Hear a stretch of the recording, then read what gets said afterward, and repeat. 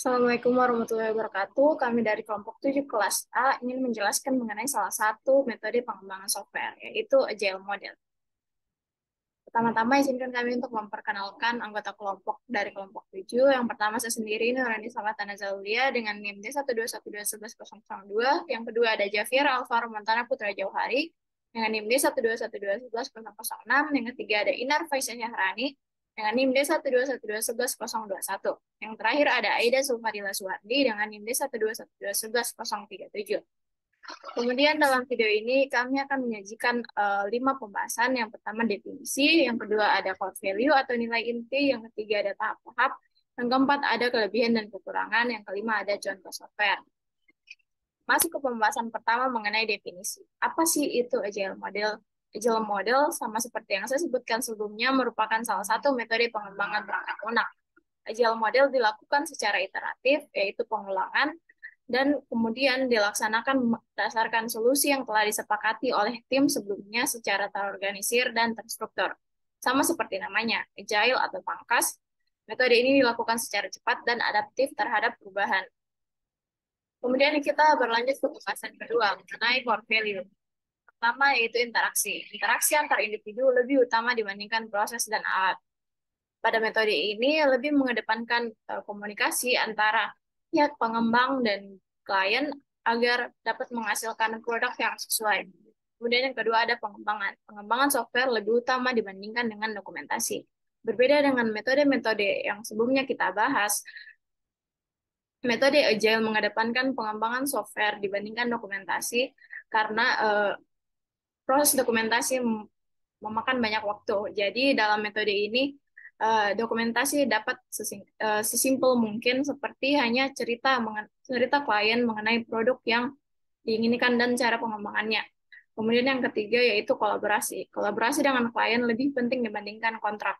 Dalam mengembangkan perangkat lunak, terkadang ada beberapa hal yang sedikit berbeda dengan kontrak. Hal ini bukanlah masalah dalam metode ini, hanya tim pengembang harus menyesuaikan keinginan klien dan kontrak. Kemudian yang terakhir adaptif. Sigap terhadap perubahan lebih penting dibandingkan rencana. Eh, Menyambung dari poin sebelumnya, terkadang klien memiliki beberapa permintaan yang berubah pada saat proses pengembangan produk. Hal ini mengharuskan tim developer untuk bisa adaptif terhadap permintaan tersebut sehingga produk akhir yang dihasilkan untuk klien benar-benar sesuai dengan keinginan klien. Untuk pembahasan selanjutnya, saya berikan ke rekan saya. Terima kasih. Perkenalkan, nama saya Javier Alvaro Montana Putra Johari dengan NIM D121211106. Akan menjelaskan mengenai tahap-tahap dari Agile Model. Secara sekilas, tahap dari Agile Model ini kurang lebih mirip ataupun sama dengan tahap-tahapan dari SDLC pada umumnya, yaitu dimulai dari pre-development atau planning, yang kemudian development, yaitu terdiri dari design, building, testing, dan yang terakhir yaitu post development, yaitu launching, dan juga dalam kasus ini ada feedback. Saya akan mencoba menjelaskan satu-satu, yaitu yang pertama gather requirement. Di gather requirement ini kita akan melihat kira-kira software yang kita akan buat itu akan membutuhkan apa-apa saja, dan mungkin apakah ada masalah yang akan mengganggu kita ke depannya. Dan jika gather requirement sudah lancar, maka kita akan masuk ke selanjutnya yaitu desain. Di desain ini kita akan memikirkan melalui get requirement atau planning yang sudah kita lakukan di awal tadi, bagaimana cara kita mengimplementasikannya, rencana rencana apa yang akan kita lakukan sehingga semua rencana tersebut akan terintegrasi dengan baik. Kemudian yang ketika semuanya sudah direncanakan dengan baik, maka kita akan masuk ke dalam building, mulai dari desain UI ataupun membuat kode program, semuanya akan dilakukan di sini. Dan jika itu semua sudah terselesaikan, maka selanjutnya kita akan masuk ke dalam fase testing. Di sini akan dicoba atau dites apakah semua yang sudah diimplementasikan tadi itu sudah berfungsi dengan baik atau tidak. Dan saya akan menambahkan satu lagi di sini yaitu review. di bagian review ini melalui fase testing tadi, kita akan melihat kembali apa-apa yang terjadi masalah ketika kita building. Apakah itu masalah besar atau kecil, dan bagaimana cara kita meningkatkannya supaya tidak terjadi lagi di, uh, pada pembuatan berikutnya. Dan jika itu sudah, maka yang selanjutnya adalah untuk mendeploy dari aplikasi tersebut. Di sini kita akan launching aplikasi kita kepada konsumen untuk konsumen itu mencoba atau memakai aplikasi yang sudah kita buat. Dan melalui konsumen tersebut, kita akan menerima feedback tentang apa-apa saja yang kurang dari aplikasi kita tersebut. Saya akan mengutip beberapa hal di sini, bahwa build dan testing itu sebenarnya bekerja secara paralel. Artinya, itu bekerja secara bersamaan. Pada saat kita melakukan building pada suatu software atau aplikasi yang kita buat, di situ juga akan dilakukan testing yang dilakukan secara bersamaan. Dengan begitu akan terjadi komunikasi yang baik antara developer dengan sebagai contoh klien yang mempunyai aplikasi tersebut. Dan untuk selanjutnya, perlu kita ketahui bahwa agile model itu berbentuk iteratif, artinya dapat berulang-ulang. Seperti yang dapat dicontoh, yang tadi sudah dijelaskan, mulai dari plan, design, develop, test, deploy, review, dan launch. Itu iterasi pertama. Dan jika itu sudah diimplementasikan, maka kita dapat mengulangnya kembali untuk iterasi kedua, misalnya untuk sebuah fitur baru. Dan jika itu sudah di-launching lagi, kita bisa masuk iterasi ketiga. Dan ini tidak terbatas untuk hanya fitur-fitur saja. Jika misalnya terjadi error di sebuah aplikasi, maka kita juga dapat menggunakan iterasi ini. Dan biasanya iterasi ini tidak terbatas hanya untuk satu grup saja. Biasa dalam satu iterasi dapat terdiri dari beberapa grup yang mengerjakan beberapa bagian tertentu. Jadi setiap grup akan diberikan satu bagian, dan begitu juga grup lainnya. Ini dapat berlangsung hingga iterasi yang kita butuhkan. Yang menarik di sini adalah waterfall model dan agile adalah sebenarnya memiliki konsep yang sama.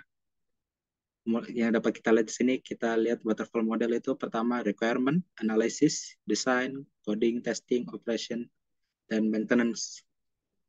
Yang sama dan kurang lebih mirip dengan agile model, yaitu plan, yaitu tadi requirement dan analysis, design di waterfall model juga, developing, yaitu coding, implementation, testing, deploy, dan review atau maintenance. Namun kita ketahui adalah sebenarnya agile model ini merupakan sebuah improvement dari waterfall model, yang dimana waterfall model awalnya hanya berfokus pada proses dan alat-alat atau tools, habis itu dokumentasi yang begitu banyak, yang habis itu contract negotiation, dan yang keempat itu waterfall model, yaitu selalu mengikuti rencana. Jadi seandainya jika terjadi masalah atau terjadi perubahan di fase testing, kita tidak akan bisa mengubahnya. Kita harus tetap menyelesaikannya sampai akhir. Dan di agile di sini semua itu diubah, yang dari hanya berfokus pada proses dan tool menjadi fokus pada individual dan interaction, di mana akan terjadi komunikasi satu individu dengan individu lainnya. Habis itu yang kedua itu comprehensive documentation menjadi working software, di mana yang dipentingkan di sini adalah apakah program tersebut sudah berjalan baik atau benar. Tidak peduli dokumentasinya seperti apa, asalkan softwarenya sudah berjalan dengan baik. Yang ketiga yaitu contract negotiation, yaitu berubah menjadi customer collaboration. Dengan begini kita akan menjalin relasi dengan konsumen kita. Jadi kita tahu apa yang sebenarnya mereka butuhkan. Dan yang keempat yaitu following a plan di agile model menjadi responding to change. Jadi seandainya ada perubahan pada proses development, kita tidak perlu lagi mengulang dari awal. Kita dapat melaksanakannya di tengah-tengah tersebut. Perlu diketahui bahwa empat value atau empat nilai penting dari Agile ini itu adalah merupakan yang mendefinisikan sebuah Agile model. Perlu kita ketahui bahwa Agile model itu diri atau memiliki pendekatan yang banyak, yaitu ada Scrum model, ada Kanban, ada XP, ada ASD, dan masih banyak lagi. Jadi semua model yang mengikuti 4 value dari Agile ini, maka dapat disebutkan sebagai Agile model. Mungkin begitu saja penjelasan dari saya. Terima kasih. Assalamualaikum warahmatullahi wabarakatuh. Perkenalkan, nama saya Aida Zulfadila dengan NIM D121211037. Kali ini saya akan menjelaskan mengenai materi, kelebihan, dan kekurangan dari Agile model. Adapun kelebihannya, yang pertama yaitu kualitas software yang diciptakan bisa lebih baik. Yang kedua, sangat fleksibel dan efisien, yang dimana kita mampu membuat alur kerja yang lebih efisien dan teratur. Yang ketiga yaitu fokus pada kebutuhan konsumen, yang dimana klien akan lebih merasa puas dan bisa turut berkontribusi pada pengembangan. Yang keempat yaitu mampu menekan biaya produksi, karena produk rintisannya hanya akan memuat fitur-fitur dasar yang mengawali fitur-fitur lain dalam sebuah produk. Yang kelima adalah up to date, karena metode ini lebih fleksibel dan mampu menerima perubahan-perubahan yang ada. Yang keenam yaitu interaksi antara klien dan developer akan menjadi lebih intens, yang dimana dengan komunikasi yang baik, maka miskomunikasi juga akan bisa lebih diminimalisir. Yang terakhir yaitu tidak membutuhkan resource yang terlalu besar. Selanjutnya adalah kekurangan dari Agile, yang dimana yang pertama yaitu produk akhir yang kurang jelas karena tidak banyak perencanaan. Yang kedua, sangat bergantung pada komitmen tim, karena metode ini akan sangat kurang cocok diimplementasikan pada tim yang tidak memiliki komitmen untuk bekerja sama. Yang ketiga yaitu kurang tepat jika diimplementasikan pada tim dengan skala yang besar. Yang keempat yaitu para developer harus senantiasa siap siaga, karena kedepannya akan sangat banyak perubahan yang dapat terjadi sewaktu-waktu.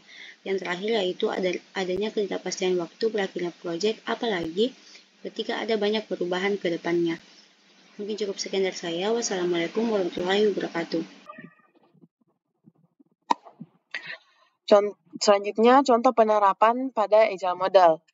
Seperti yang teman-teman saya jelaskan sebelumnya, saya menyimpulkan sekarang bahwa Agile model ini dia melibatkan klien atau customer dengan waktu yang terus-menerus, di mana klien atau customer ini karena dibutuhkan pendapatnya dalam setiap upgrade yang ada.